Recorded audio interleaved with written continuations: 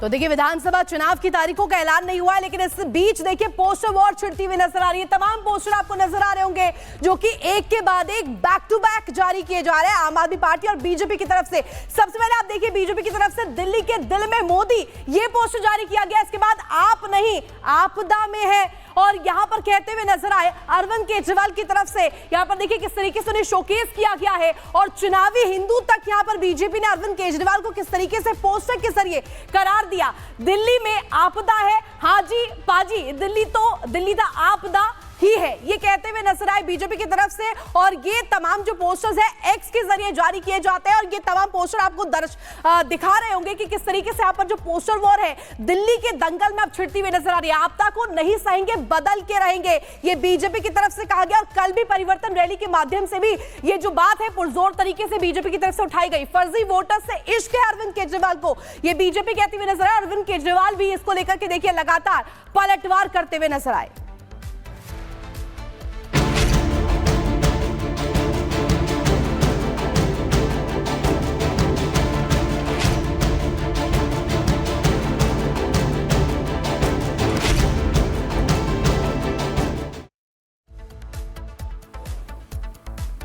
तो दिल्ली विधानसभा चुनाव से पहले आखिर किस तरीके से लगातार पोस्टर वार चल रही है, वही बड़ी खबर बताएं कि आज या फिर कल चुनाव तारीखों का ऐलान संभव है। 12 से 14 फरवरी के बीच में मतदान हो सकता है। 17 फरवरी तक वोटों की गिनती संभव है और 18 फरवरी को रिटायर हो रहे हैं सीसी राजीव कुमार। सीसी राजीव कुमार के रिटायरमेंट से पहले चुनाव संभव, ये उम्मीद है। 23 फरवरी को दरअसल जो कार्यकाल है दिल्ली विधानसभा का वो समाप्त हो रहा है, और उससे पहले ये चुनाव करवाने की कोशिश जो है वो चुनाव आयोग की तरफ से होगी। तो आज या फिर कल चुनाव की तारीखों का ऐलान हो सकता है, और जो संभावित तारीखें हैं वो 12 से 14 फरवरी के बीच हो सकती हैं। और बड़ी खबर आ रही है जहां पर संभल हिंसा से जुड़ी खबर है, जहां एक महिला की गिरफ्तारी हुई है। और ये महिला कौन थी? ये पत्थर फेंक रही थी, पत्थरबाज महिला की गिरफ्तारी हुई है। और खबर आ रही है कि संभल में हिंसा के दौरान इसने पथराव किया था, छत पर से पत्थर फेंके थे। 24 नवंबर को जो संभल में हिंसा हुई थी, इस महिला का रोल भी उसमें था, पत्थर फेंकने में। और अब तक 53 आरोपी गिरफ्तार किए जा चुके हैं। लेकिन इस वक्त जो सबसे अहम खबर है कि संभल हिंसा मामले में एक महिला की गिरफ्तारी। दो तस्वीरें हम आपको दिखा रहे हैं। 24 नवंबर को पत्थरबाजी की थी और छत पर यह महिला तस्वीरें दिख रही है, और दूसरी तस्वीर जिसमें पुलिस ने महिला को पकड़ लिया है। तो अब तक 53 गिरफ्तार किए जा चुके हैं। और इसी खबर पर जानकारी देने के लिए हमारे साथ साहिल जुड़ गए हैं संभल से सीधे। साहिल, देखिए अब महिला की गिरफ्तारी भी हो चुकी है और ताबड़तोड़ एक्शन लगातार लिया जा रहा है जो हिंसा में संलिप्त लोग हैं, क्या कुछ अपडेट?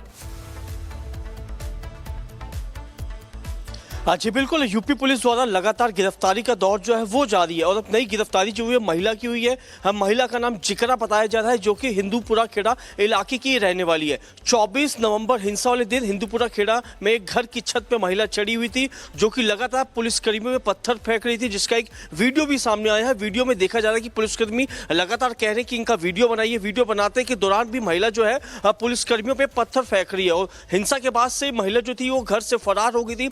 पुलिस ने कई जगह पे दबीज दी और आखिर में इनपुट के आधार पे महिला को बीती रात जो था संभल से ही गिरफ्तार किया गया। महिला का वीडियो के आधार पे गिरफ्तारी हुई है। आज कोर्ट में पेश किया जाएगा, और कोर्ट में पेशी के बाद जो है पुलिस ये चाहती कि आरोपी महिला की हिरासत में, आरोपी महिला को पूछताछ के लिए जो है वो लिया जाएगा। जिसके बाद इसके जो साथी और जो इसके फरार चल रहे जो कि छत पे मौजूद थे, जो कि पुलिसकर्मियों पर लगातार पत्थर फेंक रहे थे, उनकी भी जो थी जल्द से जल्द गिरफ्तारी हो सके। तो कहा जा सकता है कि ये 53वीं गिरफ्तारी है संभल हिंसा मामले में।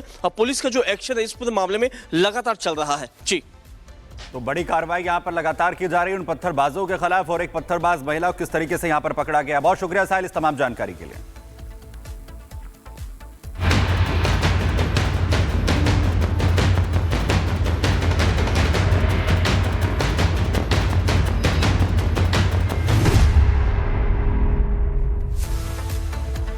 वही बड़ी खबर आपको बताएं, बीजापुर में पत्रकार की हत्या मामले को लेकर अब बड़ी जानकारी सूत्रों के हवाले से आ रही है, जहां पर पोस्टमार्टम रिपोर्ट में आखिर किस तरह से बेरहमी के जरिए हत्या जो है वो बीजापुर के अंदर पत्रकार मुकेश की गई थी।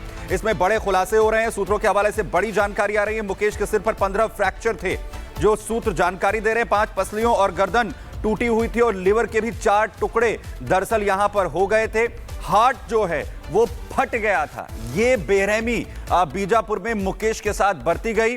पोस्टमार्टम रिपोर्ट से सूत्रों के हवाले से बड़ा खुलासा, आखिर किस तरीके की बेरहमी जो है वो मुकेश के साथ की गई, जिस तरीके से मौत के घाट मुकेश को उतारा गया। 15 फ्रैक्चर की बात सिर में कही जा रही है और वहीं दूसरी तरफ उसके लिवर के 4 टुकड़े हो गए थे और बड़ी जानकारी ये भी उसका जो दिल है, जो हार्ट है, वो फट गया था। मुख्य आरोपी इस पूरे मामले में जो है हिरासत में लिया गया है। कार्रवाई लगातार इसकी जारी है, लेकिन पोस्टमार्टम रिपोर्ट से जो बेरहमी की तस्वीर है वो यहां पर सामने आती हुई नजर आ रही है कि आखिर किस तरीके की बेरहमी यहां पर मुकेश के साथ की गई। दरअसल मुकेश जो पत्रकार था उसके साथ उसे मौत के घाट उतार दिया गया। इस पूरे मामले में आखिर कैसे उसके साथ हैवानियत की गई, पोस्टमार्टम रिपोर्ट में जो सूत्रों के हवाले से जानकारी सामने आ रही है, उसे किस तरीके से यहां पर मारा गया, उसकी जान यहां पर ले ली गई। और सत्यविजय हमारे साथ जुड़ चुके हैं। सत्यविजय, पोस्टमार्टम रिपोर्ट ने बहुत बड़ा खुलासा किया है और पोस्टमार्टम रिपोर्ट में जो चीजें दिख रही हैं वो साफ इशारा कर रही है कि इससे विभत्स कुछ नहीं हो सकता।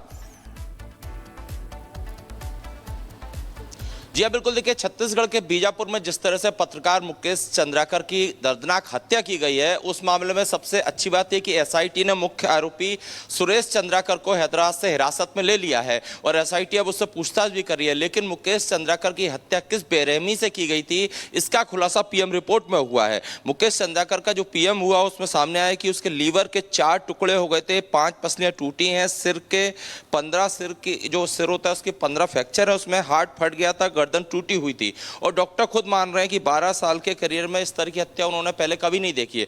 देखिए, मुकेश चंद्राकर बीजापुर के एक अच्छे पत्रकार थे, लोगों से जुड़ी खबरें उठाते थे, भ्रष्टाचार का खुलासा करते थे और उनकी जिस तरह से हत्या की गई उसके बाद पूरे देश के पत्रकार लॉबी में भी गुस्सा है और इस घटना को लेकर छत्तीसगढ़ सरकार पर भी सवाल खड़े हुए। हालांकि सुरेश चंद्राकर के संबंध कांग्रेस से ज्यादा निकलकर सामने आए, लेकिन अच्छी बात है कि अब एसआईटी ने इस मामले में मुख्य आरोपी जो है सुरेश चंद्राकर उसे हिरासत में लिया है। इससे पहले 3 आरोपियों को हिरासत में लिया जा चुका है। अब इससे पूछताछ में खुलासे होंगे क्यों ये हत्या की वारदात को अंजाम दिया गया, क्योंकि पहले सुरेश चंद्राकर के भाई ने पत्रकार मुकेश को अपने घर बुलाया था, वहां पर जानलेवा हमला किया था और उसके बाद सेफ्टी टैंक में उसे दफन कर दिया था, उसके ऊपर प्लास्टर कर दिया था सीमेंट का, जिससे कि सबूत मिटाया जा सके। तो बड़ा घटनाक्रम हुआ था और इसी को लेकर देश भर में गुस्सा भी है लोगों में। अब आरोपी जो है उससे पूछताछ होगी और उसके बाद और भी खुलासे अभी होने बाकी हैं कि आखिर क्यों मुकेश को इस बर्बरता के तहत जो है मौत के घाट उतारा गया, मुख्य आरोपी जिस तरीके से पकड़ा गया है। वही मुकेश गुर्जर जो एसआईटी के इंचार्ज हैं, उनकी तरफ से इस पूरे मामले को लेकर क्या कुछ जानकारी दी गई, आपको दिखाते हैं।